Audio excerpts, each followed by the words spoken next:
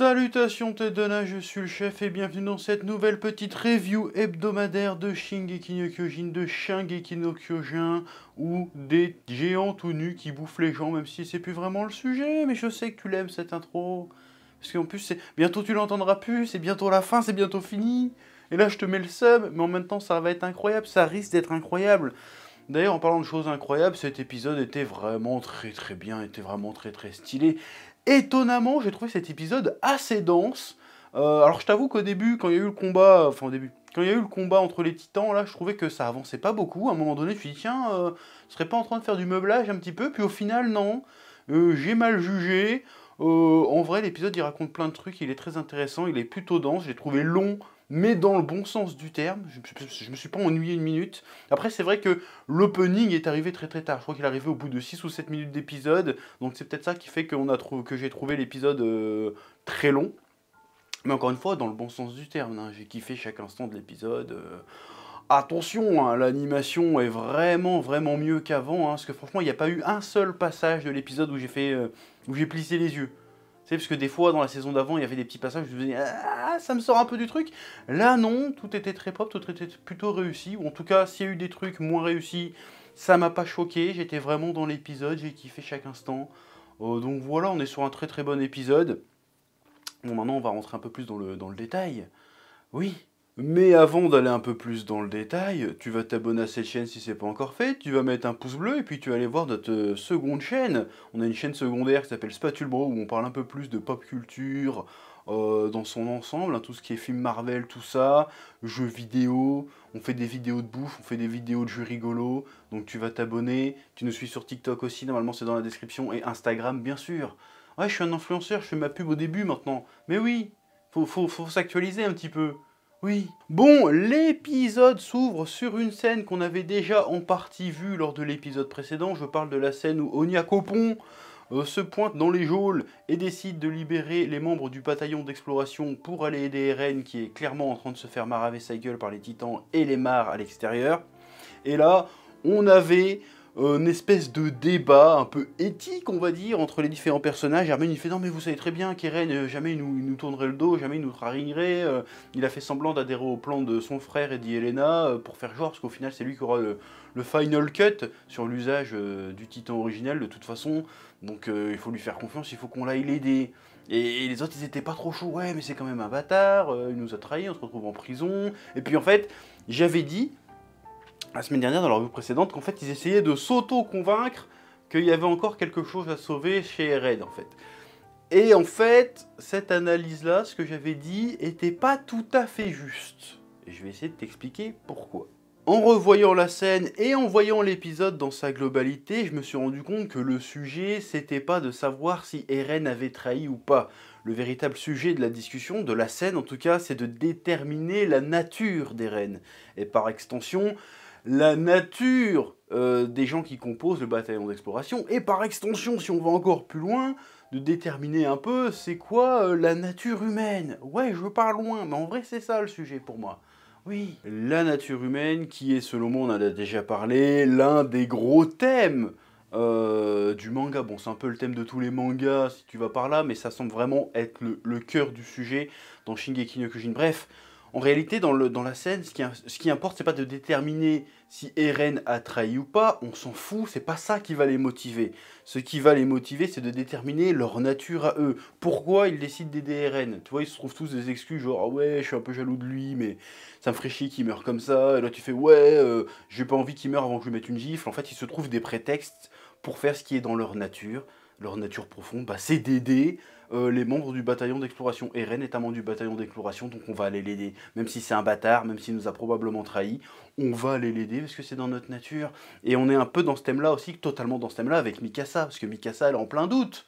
Mikasa et Tsukasa, non, là, elle est là, non, mais Eren, il m'a mis le doute. Est-ce que je suis fidèle envers lui, loyal envers lui, parce que je l'aime bien, parce que je l'ai choisi, parce que ça fait partie de ma nature, ou alors j'ai été conditionné par ma nature d'Ackerman pour obéir à ses ordres. Donc elle se pose la question, elle est en plein doute. C'est pour ça qu'à un moment dans l'épisode, elle laisse son écharpe. Parce que son écharpe, c'est un peu le lien qui prouve un peu son attachement à Eren. Elle fait non, je vais me détacher de cet attachement, ça veut rien dire, mais t'as compris ce que je voulais dire. Et on va voir ce qui va se passer. Est-ce que de par moi-même, je vais être capable de le sauver parce que j'en ai envie, et je vais réussir à voir si je veux le sauver par attachement ou si je veux le sauver parce que c'est ma nature de le sauver. Tu vois ce que je veux dire? D'ailleurs, il y a une scène qui est intéressante aussi, c'est quand il court dans l'escalier avec Armin. Escalier qui est méga long, j'ai envie de dire, c'est presque un moment Saint Seiya. Franchement, l'escalier est tellement méga long que je m'attendais à voir Shaka Okamu arriver en haut de l'escalier. Alors on était clairement dans Saint Seiya, et Mikasa parle à Armin, elle fait oui mais s'il est toujours de notre côté, vas-y admettons, il nous fait un coup de Trafalgar, rien à voir avec One Piece, et il nous a vraiment, il nous a mindé, en mode vas-y, je fais croire que je suis pas avec vous, mais en fait je suis avec vous, pourquoi il a été obligé d'être aussi méchant avec moi en fait, pourquoi il m'a dit toutes ces saloperies, pourquoi il m'a blessé.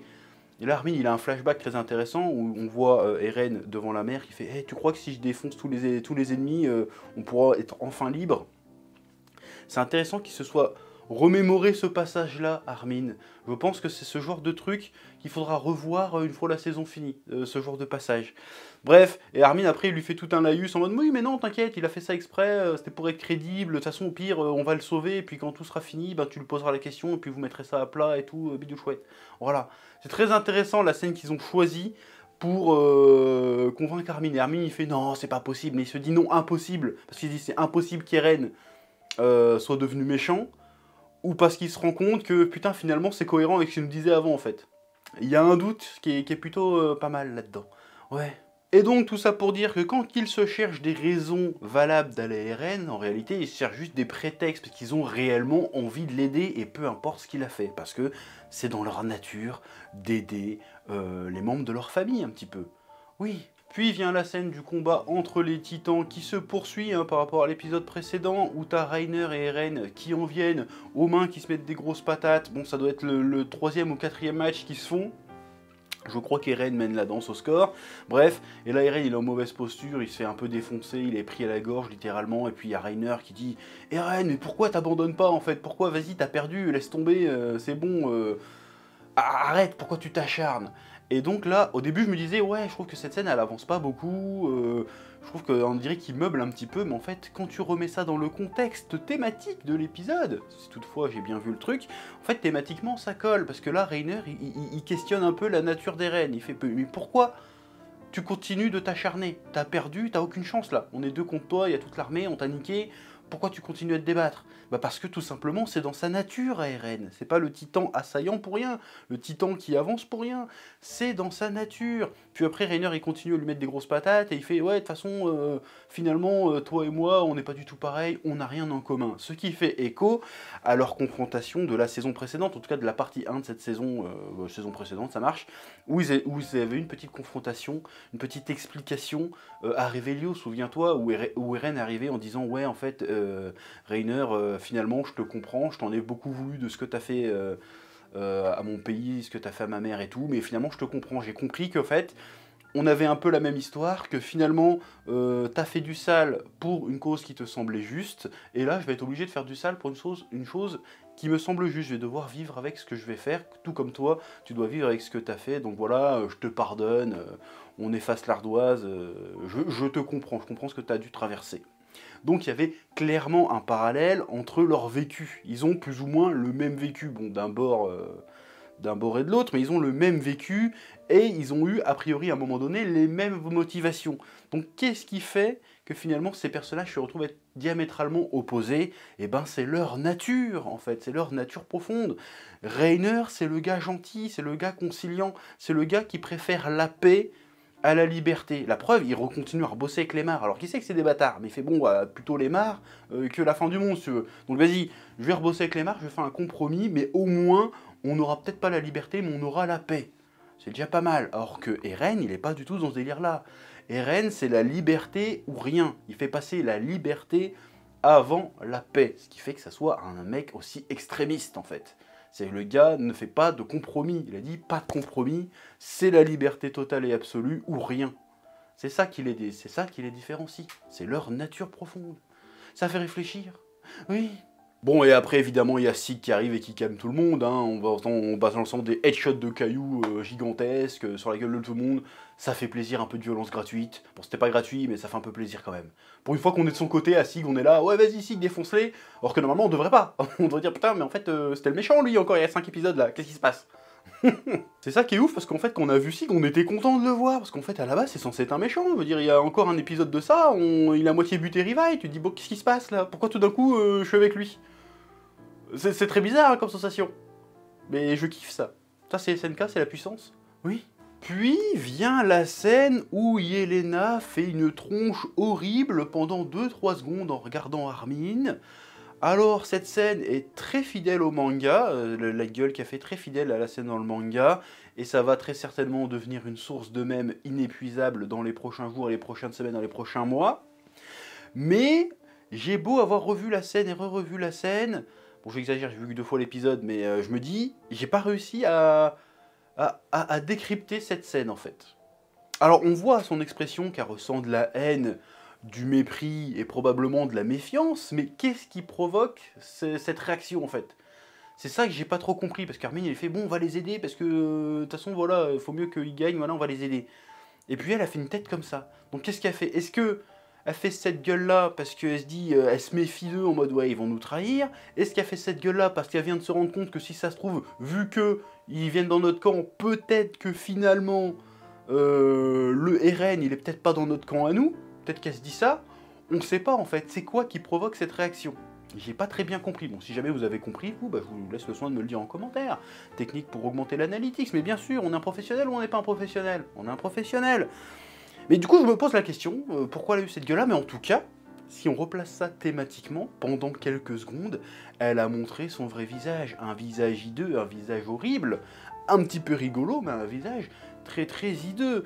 On reste dans la thématique, la nature humaine, parce que juste après, elle fait un faux sourire, genre « Ah ouais, on va s'entraider ». Donc tu sens bien qu'il y a un malaise.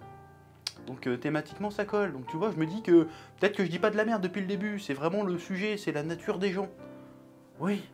L'autre grosse scène de l'épisode que j'ai trouvé particulièrement intéressante, c'est les scènes qui tournent autour de Falco, son frère et Gabi. Alors il y a un moment de l'épisode où, tu sais, le frère de Falco, j'ai oublié son nom, le frère de Falco et Gabi, ils voient Falco dans la rue, ils font genre, il faut qu'on aille le choper, et puis oh, ils ont peur, ils se cachent.